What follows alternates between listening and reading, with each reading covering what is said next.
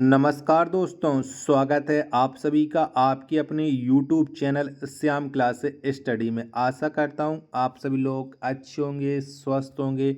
घर पर रह कर के आप अपनी एग्ज़ाम आरआरबी एनटीपीसी भर्ती परीक्षा 2025 की मन लगा कर के तैयारी कर रहे होंगे। आज के इस वीडियो में मैं आप सभी लोगों के लिए आरआरबी एनटीपीसी में पूछे जाने वाले जीके जीएस के अति महत्वपूर्ण 40 प्रश्नों का प्रैक्टिस सेट लेकर के आया हूँ, जो आपके एग्जाम के लिए सबसे ज़्यादा महत्वपूर्ण है। तो आज के सेट को आपको शुरू से लेकर के एंड तक है फुल वॉच करते रहना है।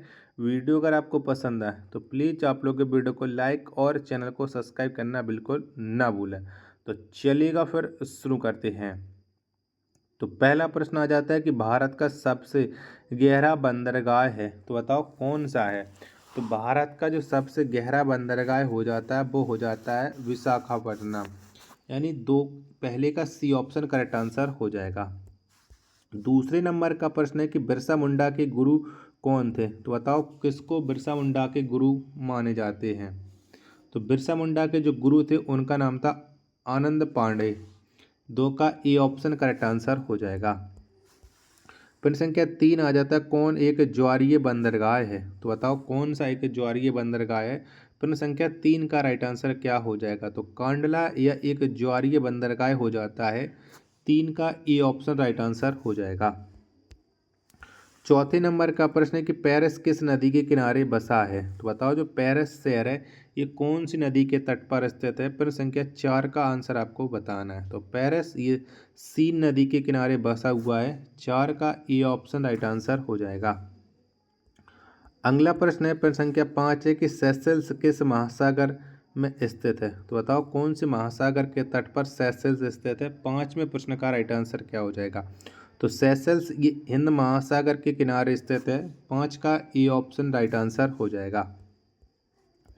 नेक्स्ट प्रश्न आ जाता है प्रश्न संख्या 6 ग्रेट ऑर्टिजियन बेसिन कहाँ स्थित है, तो बताओ कहाँ पर स्थित है ग्रेट ऑर्टिजियन बेसिन। 6वें प्रश्न का राइट आंसर क्या हो जाएगा, तो ये ऑस्ट्रेलिया में स्थित है। 6 का बी ऑप्शन करेक्ट आंसर हो जाएगा। वीडियो पसंद आ रही होगी तो प्लीज़ वीडियो को लाइक और चैनल को सब्सक्राइब करना बिल्कुल ना भूलें। 7वें नंबर का प्रश्न है कि चंद्रप्रभा राष्ट्रीय वन्य प्राणी अभ्यारण्य किस राज्य में है, तो बताओ कौन से राज्य में है। तो ये है उत्तर प्रदेश में। 7 का डी ऑप्शन करेक्ट आंसर हो जाएगा।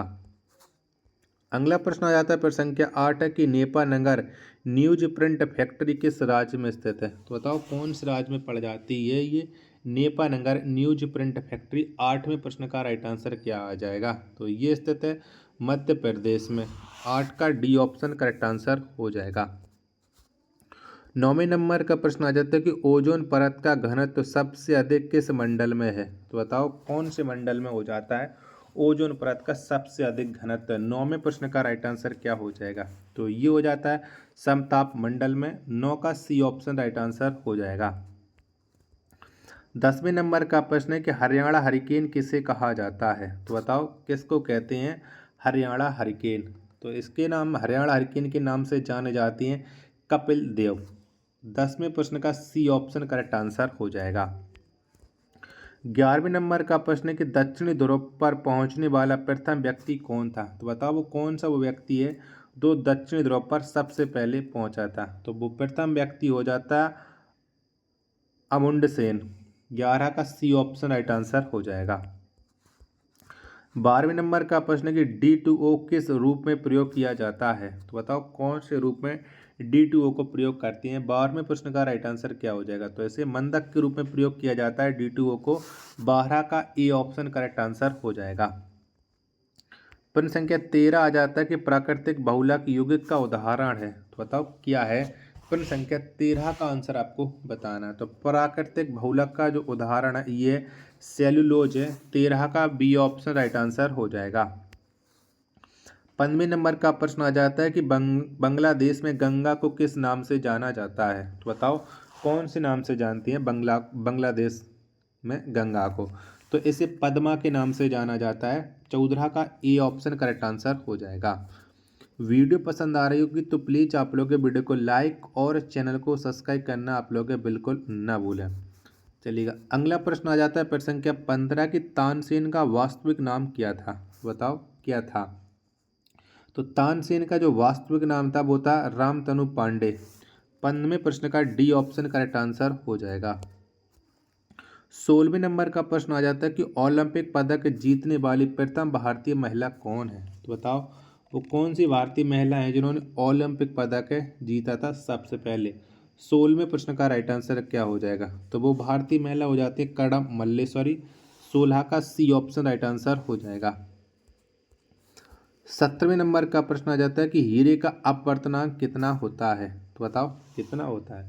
तो हीरे का जो अपवर्तनांक होता है वो 2.4 होता है। 17 का बी ऑप्शन राइट आंसर हो जाएगा। 18वें नंबर का प्रश्न आ जाता है हड़प्पा सभ्यता में सर्वाधिक पूजनीय जानवर कौन था? तो बताओ कौन सा वो जानवर है जो हड़प्पा सभ्यता में सबसे ज़्यादा पूजा जाता था? तो वो जानवर हो जाता है सांड। 18 का ए ऑप्शन करेक्ट आंसर हो जाएगा।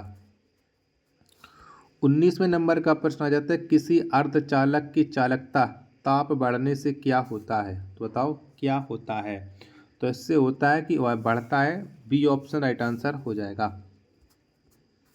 10वें नंबर का प्रश्न आ जाता है कास्टिक सोडा का रासायनिक सूत्र क्या है? तो बताओ कौन सा है? तो कास्टिक सोडा का जो रासायनिक सूत्र है वो हो जाता है NaOH। 20वें प्रश्न का सी ऑप्शन करेक्ट आंसर हो जाएगा। 21वें प्रश्न है आपके सामने कि फलों में मीठे स्वाद का क्या कारण है? तो बताओ कौन सा कारण है कि फल है वो मीठे होते हैं? इनका जो मीठा होने का कारण होता है वो होता है फ्रक्टोज। 21 का डी ऑप्शन करेक्ट आंसर हो जाएगा। 22वें नंबर का प्रश्न है कि भारत में कहवा का सबसे बड़ा उत्पादक राज्य कौन है? तो बताओ कौन से राज्य में कहवा है वो उसका उत्पादन सबसे ज़्यादा होता है? तो कहवा का जो सबसे बड़ा उत्पादक राज्य है वो है कर्नाटक। 22 का बी ऑप्शन करेक्ट आंसर हो जाएगा। प्रश्न संख्या 23 आ जाता है कि दिल्ली का अंतिम हिंदू शासक कौन था? तो बताओ कौन सा था? तो दिल्ली का जो अंतिम हिंदू शासक था वो था हेमू। 23 का सी ऑप्शन राइट आंसर हो जाएगा। 24वें नंबर का प्रश्न आ जाता है कि भारत की पहली संपूर्ण भारतीय फिल्म राजा हरिश्चंद्र कब बनाई गई? तो बताओ कब बनी थी राजा हरिश्चंद्र मूवी? 24वें प्रश्न का राइट आंसर क्या हो जाएगा? तो 1913 में राजा हरिश्चंद्र मूवी बनाई गई थी। 24 का डी ऑप्शन करेक्ट आंसर हो जाएगा। 25वें नंबर का प्रश्न आ जाता है कि दिल्ली सल्तनत की सीमा का सर्वाधिक विस्तार किसके समय हुआ? तो कौन से शासक के समय दिल्ली सीमा का सबसे ज़्यादा विकास हुआ था, सबसे ज़्यादा विस्तार हुआ था? 25वें प्रश्न का राइट आंसर क्या हो जाएगा? तो ये मोहम्मद बिन तुगलक के समय सबसे ज़्यादा विस्तार हुआ था। बी ऑप्शन करेक्ट आंसर हो जाएगा प्रश्न संख्या 25 का।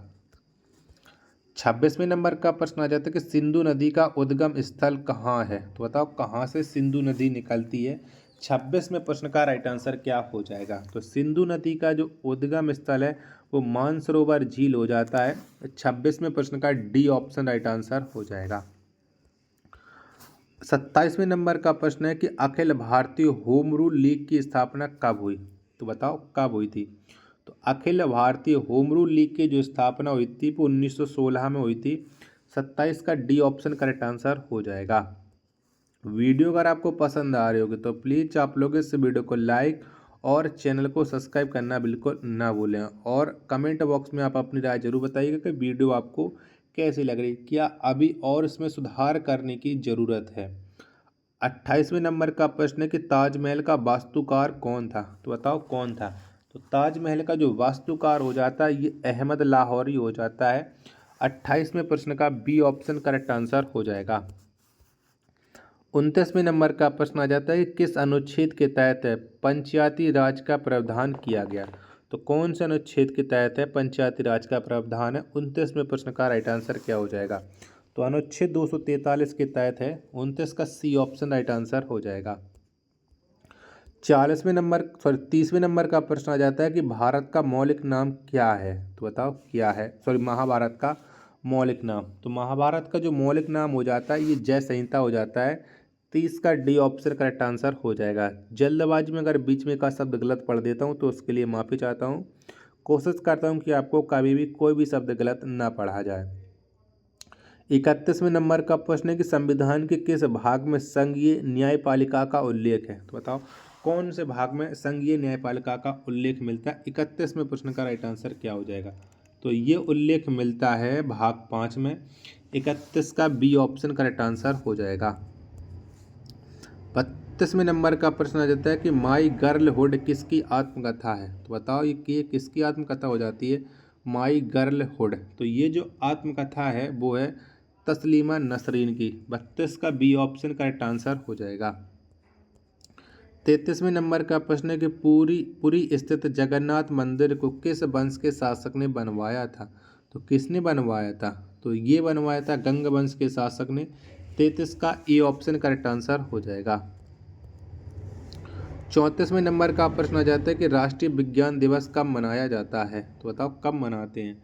तो जो राष्ट्रीय विज्ञान दिवस मनाया जाता है ये प्रत्येक वर्ष 28 फरवरी को मनाया जाता है। 34 का डी ऑप्शन राइट आंसर हो जाएगा।